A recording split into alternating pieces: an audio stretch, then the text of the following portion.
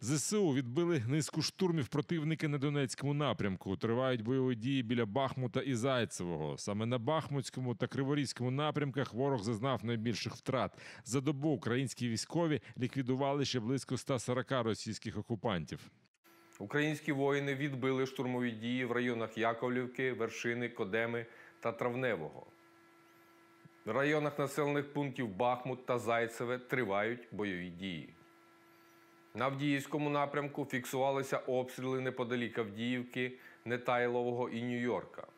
Ворог задіяв авіацію біля Новобахмутівки, Авдіївки та Красногорівки. Вів штурмові дії в районі Авдіївки. Успіху не мав, відійшов. Тривають бої поблизу Пісків. У Генштабі також повідомляють, що загарбники вели штурмові дії біля Іванодарівки на Краматорському напрямку. Успіху не мали, відійшли. Противник також відійшов після штурму від Трудолюбівки на Південнобузькому напрямку. Окупанти після вогневого враження відступили від населених пунктів Байрак та Дементівка на Херсонщині. До Кропивницького прибув перший потяг з переселенцями. Так розпочалась обов'язкова евакуація з Донеччини. Сюди до нас на задні двері. На задні двері і на диванчик. На диванчик там є десь. Люди з Сєвєродонецька, Солідара та інших міст Донеччини, які окупанти або зруйнували, або захопили. З жахом згадують життя під обстрілами. Соседа в огороде. Ну, это только что я видел. Две не взорвавшиеся ракеты. Я сначала думал, это молодец, копает бомбоубежище. Я думаю, пока нас до подвала добегут, это раз накроет. А потом еще свет был, в телевизоре смотрю, показываю. Это самое, ну, такой хвостовик, это самое. Я понял, какой это бомба. Это не разорвавшаяся ракета. Першим рейсом вдалося відправити 136 людей. З них 44 є маломобільними. Їм допомагають медики та психологи. Раніше не так було страшно, а зараз вже конкретно. У нас 2 месяца уже ничего нету. Ни газа, ни воды, ни света, ничего, ни связи, ноль. Ни пенсии, ни коммунальных, ни гуманитарки, ничего не привозят вообще. Нам давали солдаты. І хліб, консерви. Міністерка з питань реінтеграції тимчасово окупованих територій Ірина Верещук зустрічала людей на пероні. Вона закликала донеччан не зволікати з евакуацією. Речі її, 9-та бригада. Загружаєте і їдете. У Кропивницькому усім новоприбулим обіцяють знайти прихисток.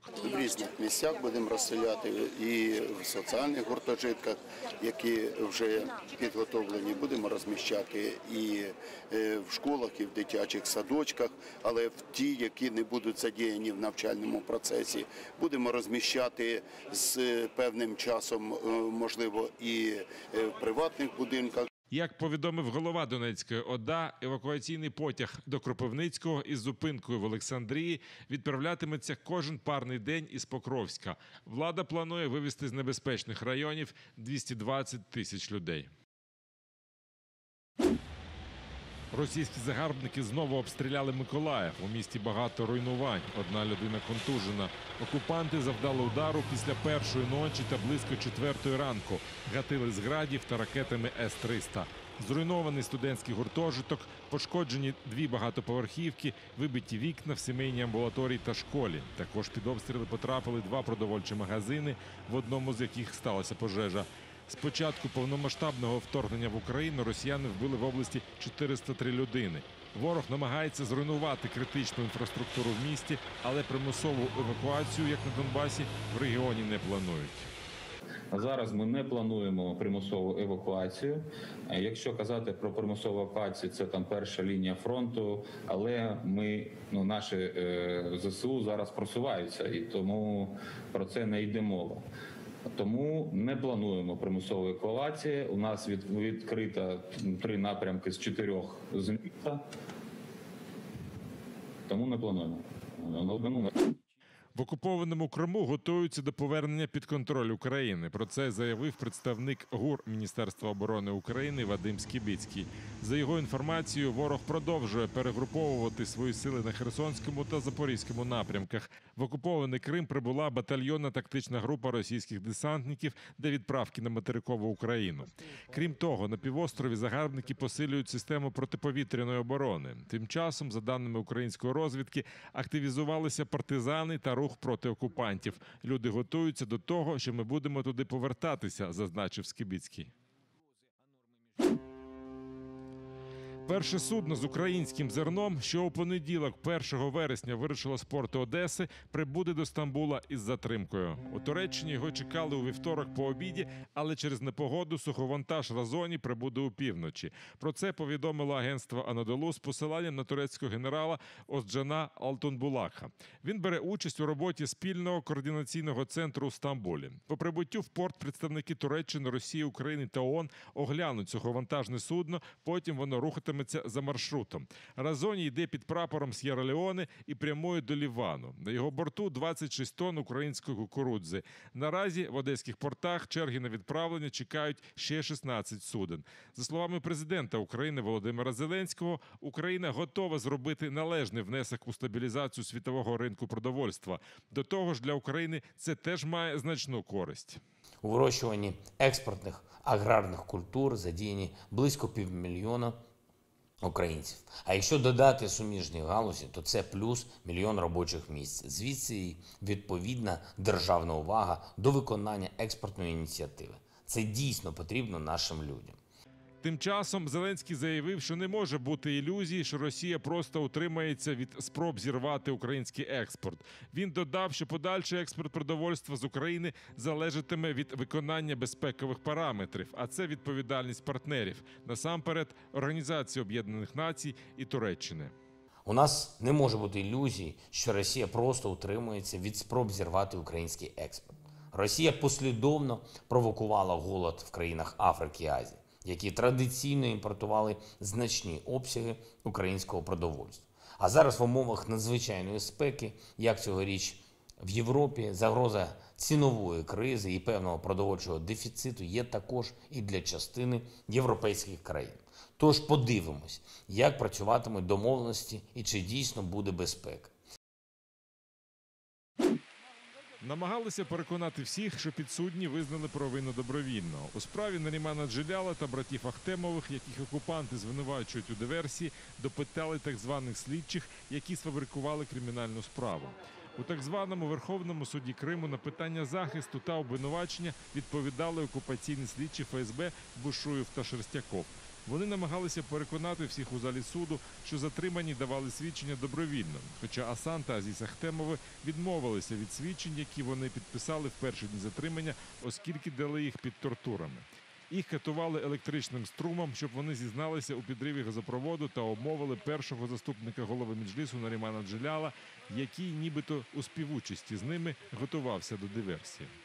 Говорили о том, что никакого психологического и физического давления на ребят не оказывалось, что они все добровольно, и явки с повинной, протоколы задержания, и все в добровольной форме излагали самостоятельно, никто на них не воздействовал никаким образом. И протоколы проведения с места происшествий, то есть они все активно, как сегодня выразился один исследователь, активно и живо отвечали на вопросы.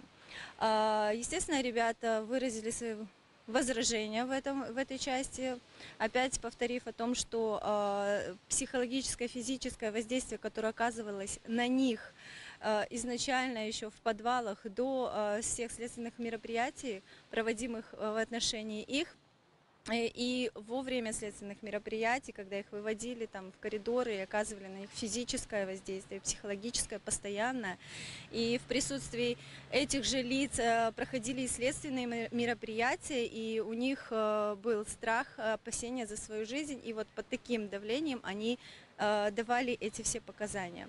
За словами дружин затриманих, які виступають громадськими захисниками, після затримання низку процесуальних документів підробили. Протокол этой очной ставки уже был на столе, когда их завели в кабинет, они их просто подписали, ну и разошлись. Следователь настаивал на том, что во время очной ставки в кабинете присутствовали два защитника по назначению, Глушко и Полянский, хотя Асан говорит, что его адвокатов в тот момент не было в кабинете. В протоколе задержания было указано, что мой муж позвонил мне на номер, там есть номер указанный, позвонил мне и сообщил о его задержании. В тот момент этот телефон был изъят у нас во время обыска 3 сентября, был изъят и находился в здании ФСБ. Ну, то есть фактически набрать меня, позвонить мне он не мог. А следователь утверждал, что Асан совершил звонок по данному номеру телефона. Азиз уверен, что подписи, поставленные в протоколе проверки показаний на месте, они не его, то есть буквально несколько его. Все остальные под фотографиями, он уверен, что он не расписывался, и подписи вообще различаются. Ну і, звісно, всі ці показання були дані під давленням. За словами захисту, обвинувачення у цій справі будуються лише на показах прихованих свідків та свідків, яких катували. На минулих засіданнях свідки Шевкет Усіїнов та Ельдар Одаманов заявили, що їх тримали в якомусь підвалі з мішком на голові та катували електричним струмом. Після чого вони змушені були підписатися під тими свідченнями, які вигадали у ФСБ, щоб припинилися тортури. Першого заступника голови Меджлісу Нарімана Джиляла, Асана та Азіза Ахтемових затримали на початку вересня минулого року у надуманій справі про диверсію на газопроводі. У Меджлісі вважають, що це чергова спроба дискредитації Меджлісу та всього кримсько-татарського народу з боку окупаційної влади.